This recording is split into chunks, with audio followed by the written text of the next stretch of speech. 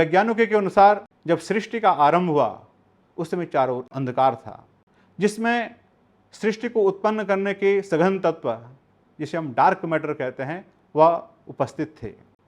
तो उस जो डार्क मैटर है उसका ऊर्जा बल धाराओं के साथ, एनर्जी के साथ काफ़ी संघर्ष हुआ, जिससे एक महाविस्फोट हुआ।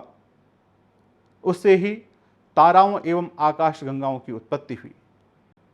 इसे बिग बैंग थ्योरी भी कहते हैं।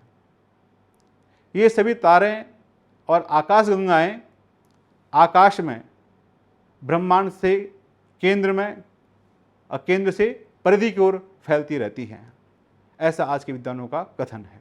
भारतीय चिंतन धारा के अनुसार भी जब सृष्टि का आरंभ हुआ उस समय अंधकार था।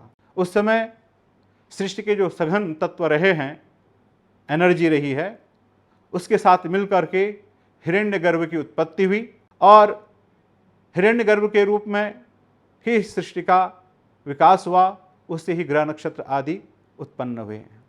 इसलिए जब नासदीय सूक्त में ना असद आसित तदानीम कहा गया है तो वहाँ पर भी यही बात कही गई है।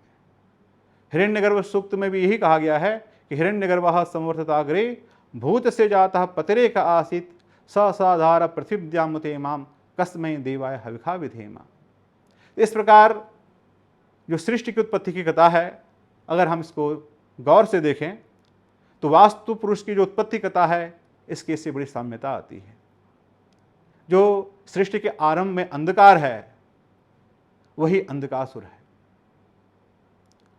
उसी में डार्क मैटर है। जो ऊर्जा बल धाराएं हैं, एनर्जी है, वह साक्षात शिव का स्वरूप है। शिव और अंधकासुर अर्थात डार्क मैटर और एनर्जी में जो संघर्षण है उससे एक हिरण्यगर्भ उत्पन्न हुआ, जिसको भगवान शिव के श्वेत बिंदु के रूप में कहा गया है। उससे ही यहाँ पर भगवान के द्वारा वास्तु पुरुष की उत्पत्ति हुई है, जिसको हम हिरण्यगर्भ के रूप में कहते हैं। और इसी के द्वारा, इसके प्रसरण होने से, इसके फैलने से वास्तु पुरुष का विस्तार होता है।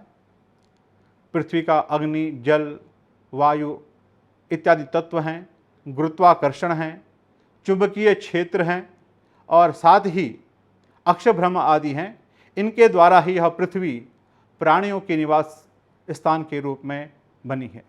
तो वस्तुतः देवताओं के द्वारा, अर्थात जितने भी हमारे प्राकृतिक तत्व हैं, इनके द्वारा नियंत्रित होने से यह पृथ्वी जिस प्रकार हमारे निवास योग्य बनी, उसी प्रकार हमारे वास्तुशास्त्र में भी वास्तु पुरुष के ऊपर 45 देवताओं को जो अधिष्ठित किया गया है, तो उस रूप में उसकी वास्तु पुरुष के रूप में पूजा की जाने लगी। अर्थात यह भूमि मनुष्य के निवास योग्य बनी।